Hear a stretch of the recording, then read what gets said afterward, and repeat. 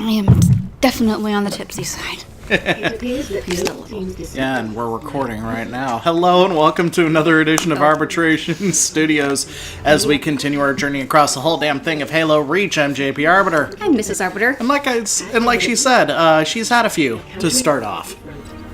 You say it like it's a bad thing. No, Tipsy Jenny, for anyone who's listened to our Gen Con podcast, Battletech podcast, is fun Jenny. Gonna be even more fun? Especially with when you're around the Scotsman, too. So, anyway. I know what we're bringing for the Beer Brigade. So, last time we played, we did some scout sniping, and we discovered stuff. And now we're going to blow up that stuff. 3, 2, 1, boom. See? Oh, And now we're in the middle of a full-blown war. about time. Not just for the game, but for the Halo series altogether. I think this is probably the most impressive level in what's probably the most impressive of the Halo games. I've said before that my favorite Halo games, interestingly enough, damn it, Wilhelm, Are you sure it wasn't Jimmy? No, that was the Wilhelm scream. Oh, got it.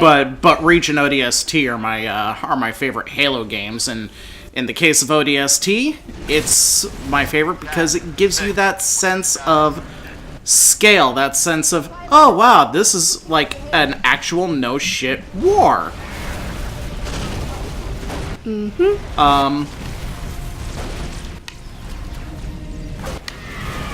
And so we and this level starts that feeling, because it was just skirmishes and typical video game levels up to this point, but no, you are participating in a large-scale battle. There's other stuff going on behind and around you, and you get the full sense of that. So suddenly just- you're like stuck right in the middle. Yep. Like a typical war is.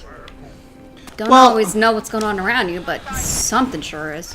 Yep. Well, and also it gives it allows the Spartan characters to have that impression of being true force multipliers for the UNSC, being more efficient than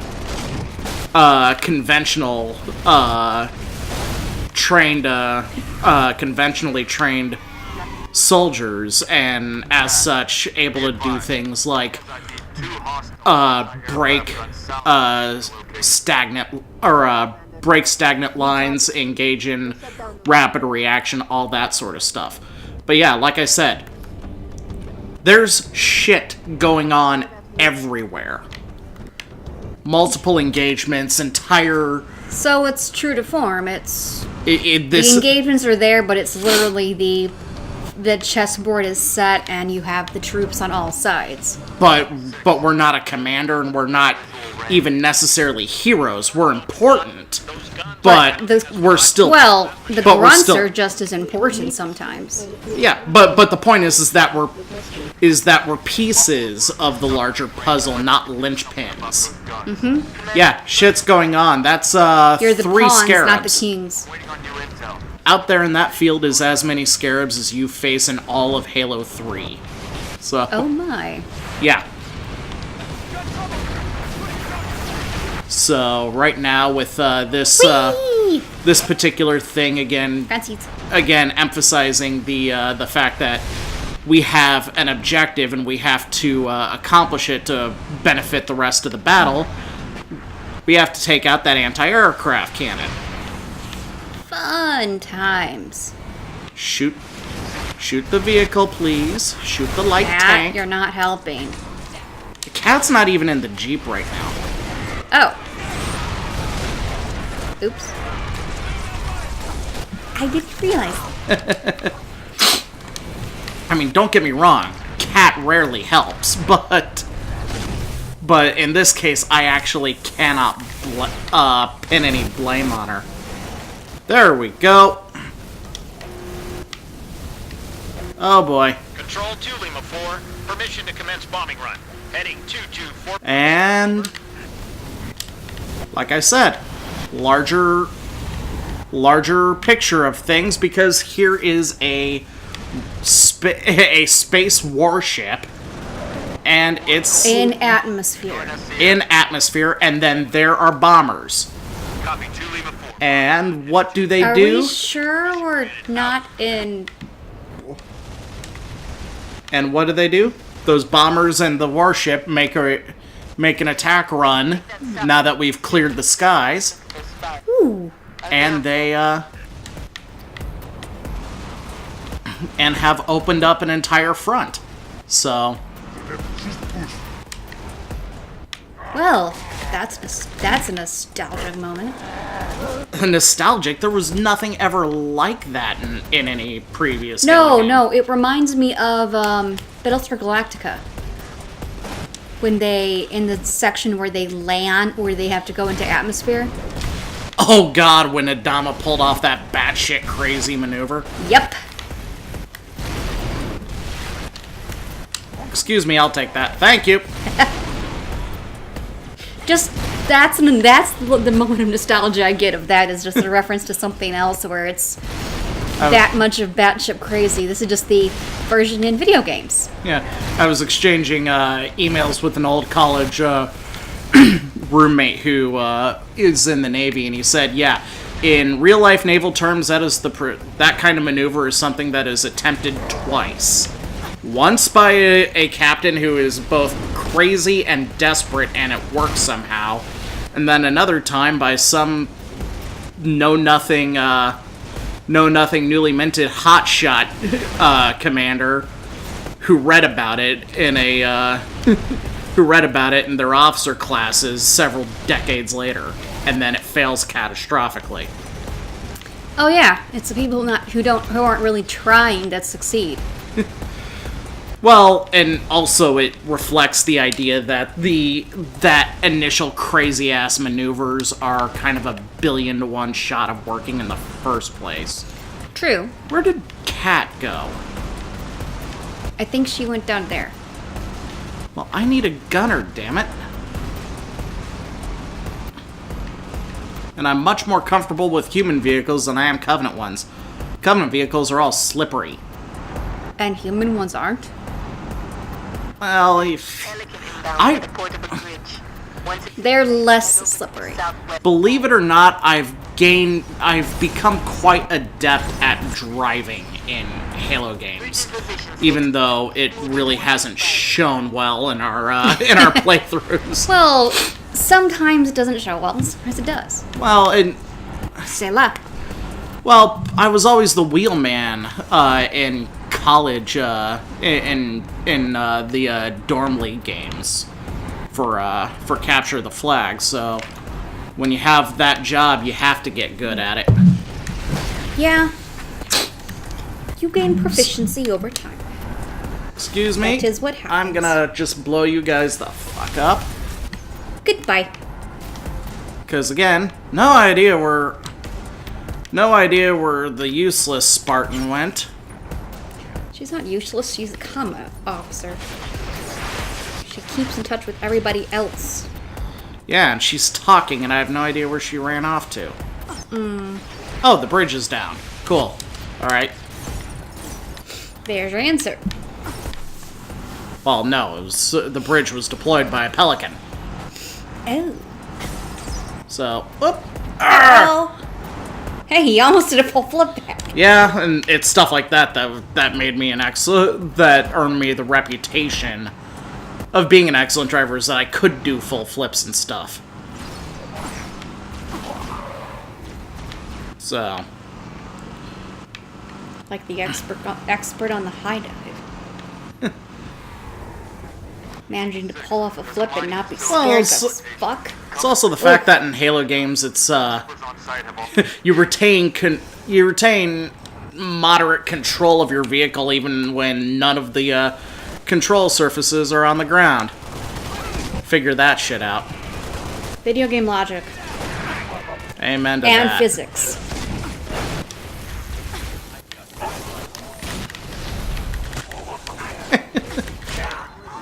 It's the fact that you say "and physics." Well, is there any other way to describe it? I wish there was. I sincerely Because wish let's there face was. it, how much of the maneuvering that you do in like Destiny and shit any other game makes any sense in reality? None. Take out that zealot. Exactly. It's not supposed to mimic real life all the time.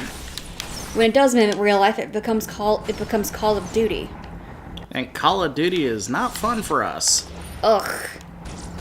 Strategic ones aren't always as interesting. Anything more fantasy or futuristic, What? you can get behind it. As long as you remember the controls for it. Well, in my case, and I've said it before, I generally... Oh. Ooh. That happened. I Decapitation!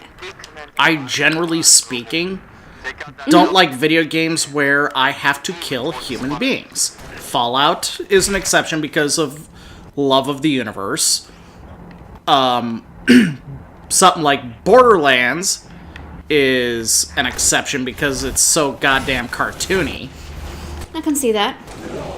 And Wolfenstein is an exception because, well, fuck Nazis. Nazis. Everything is better by killing, yes, all Nazis. Whatever you say. So, Popcorn seeds. oh. Hey, their great-grandchildren have already been born. So, that's how fast they breed, by the way. Jeez. Faster than fruit flies? Yes. Oof.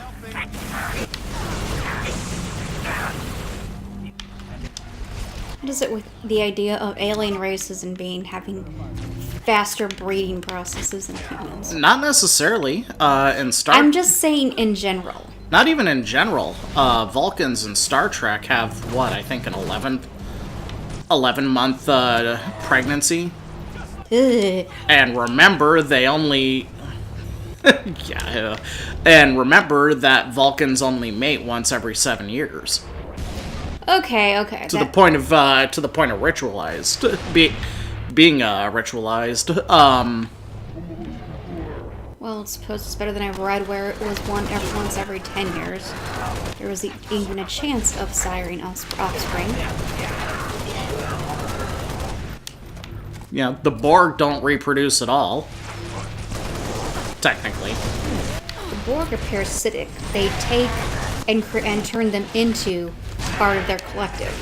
Well, yeah, but they don't reproduce naturally, is what I'm getting at. Well, I'm not disagreeing. I'm just saying they're parasitic in nature. In Mass Effect, pregnancies relative to their lifespan, yes, are short. But, they're still... But they're almost the neutral sex for other species. Oh. They're the ones who can literally breed with any race. And God And- bless them for it. And their own, if they so choose. Yeah, but they kind of stopped doing that. Asari are racist against themselves. Well, Once you go Krogan, you never go back. which makes me feel sad for the one who went after, what was it? The one who was calling Blue Rose. And you find the note later on. It's so sad. Update 6. Scans show another Covenant AA gun ahead of your location. Because it's like, oh, Neutralize that gun. Krogan aren't exactly poetic, but better than the Hanar. Well, the Hanar are just plain weird. Because if they're not like pseudo-religious ethereal lunatics, then they're just plain kooky like the actor who plays Blasto. Oh, the way I tune it is that their mannerisms and language is very similar to the French mannerisms. Only speaking one way, speaking formally, unless it's family or someone you consider close to family. Well, that's also because of a biological quirk. Because remember, they have to speak very clearly because they naturally communicate through light, through their bioluminescence. Oh, that makes sense.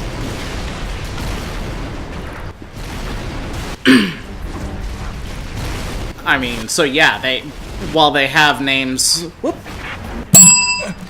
Hanar had names recognized among family and whatnot, those names weren't of cultural importance so much as they were transactional in nature.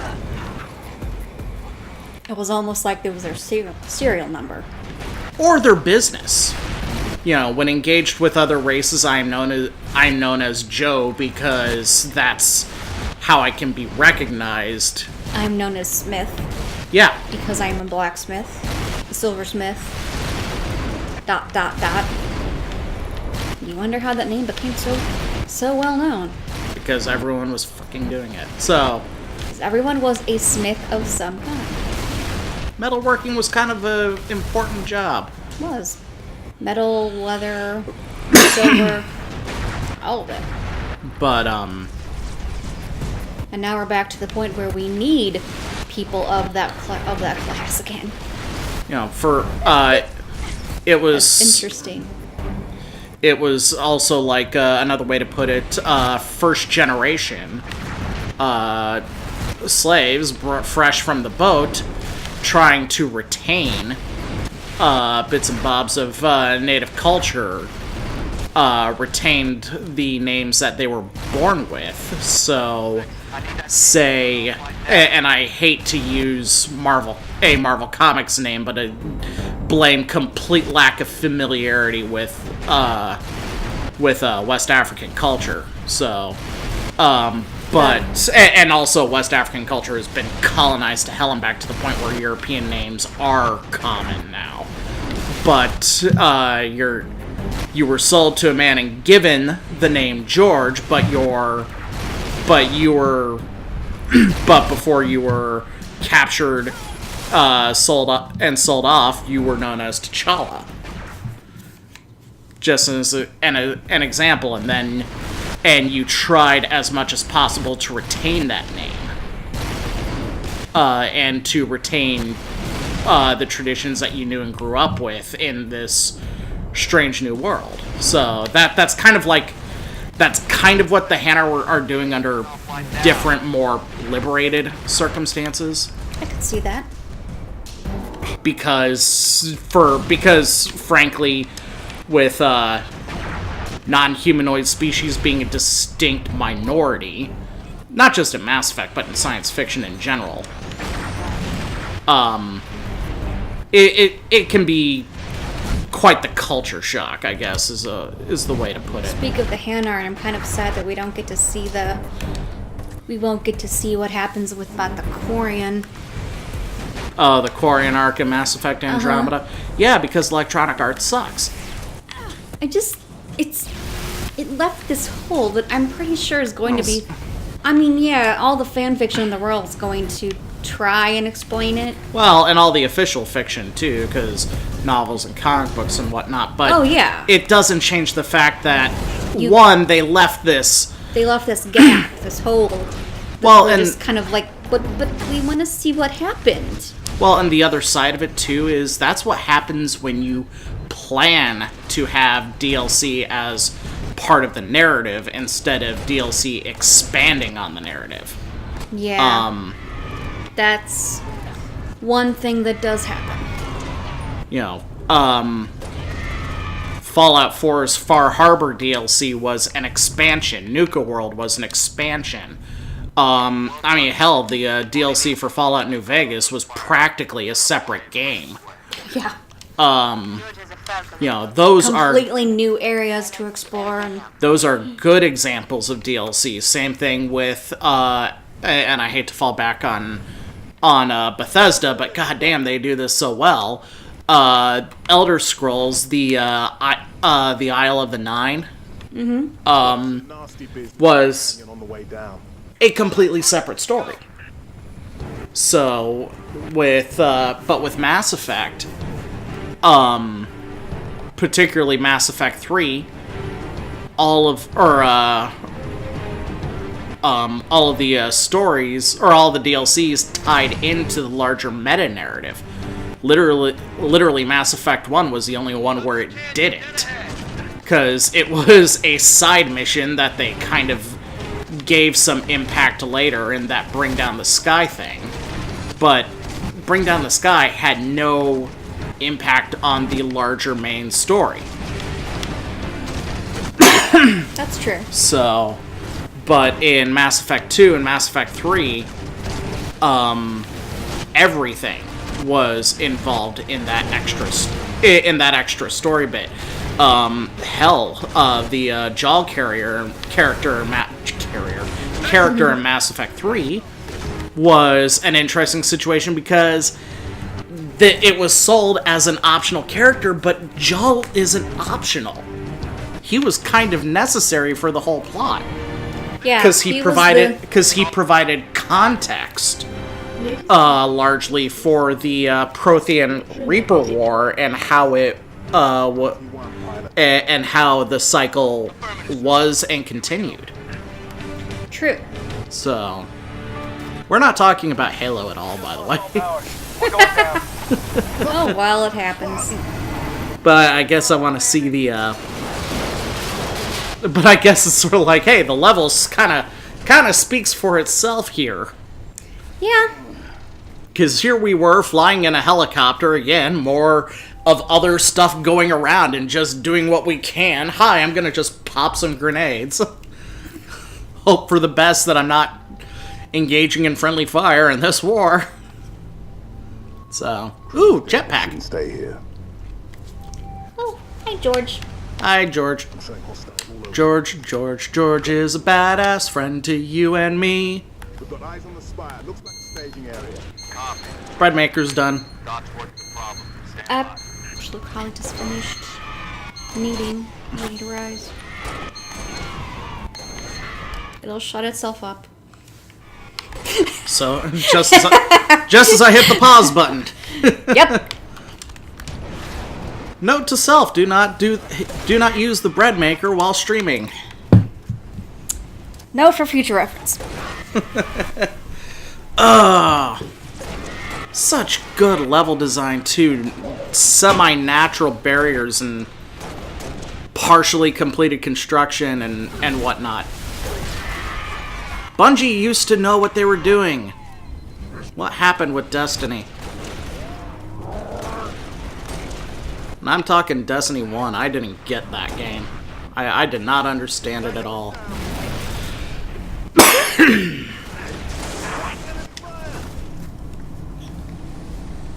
Do. Ooh, hey. Hey, le, ho, ho, ho, ho, ho. Teleportation terminals. Teleporters. Tra-la-la-la-la-la-la-la-la-la-la-la. Grafton is on station, ready to kill that spire. But first, we need to power down. Hey, buddy. Understood. 6. I'll hold these bastards off. You find a way to the top. Mine. It's payback. Ah, self high five. And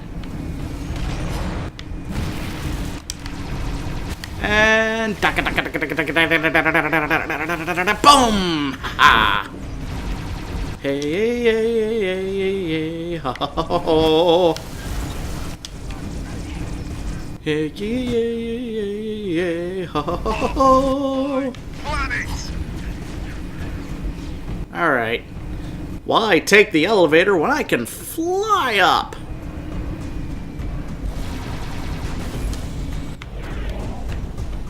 I'm under fire.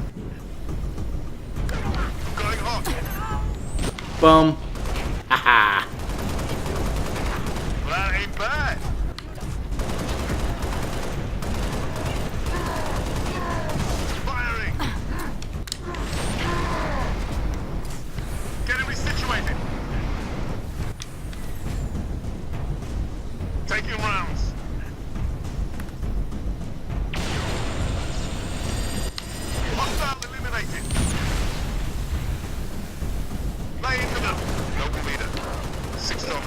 Haha! Get in there. Take out that shield, Lieutenant. These Spartans. I'm en route with a... Alright. We'll pick you up as soon as you knock out Let's... that shield. Ready when you are, 6. Hurry, Lieutenant. We got a frigate inbound to blow that spire as soon as the shield is powered down. Lieutenant, drop the shield. and get Anyone out. else? Alright. And you're back just in time for the best part. Oh. Seeing a warship unload its main cannon in atmosphere. Jump and pray you don't hit the rotors! Yeah, really. Control, this is Nova 1. Spire 1 is green and you're free to engage. Have a nice day. Copy that, Nova 1. Have a nice day. All Copy ground that. units. So yeah, One that... heavy is inbound. And According to background Halo is War, the on cannon that this warship fires propels a 30-ton slug at about 3 to 5% the speed of light. Oh my. That is nuclear-grade energy.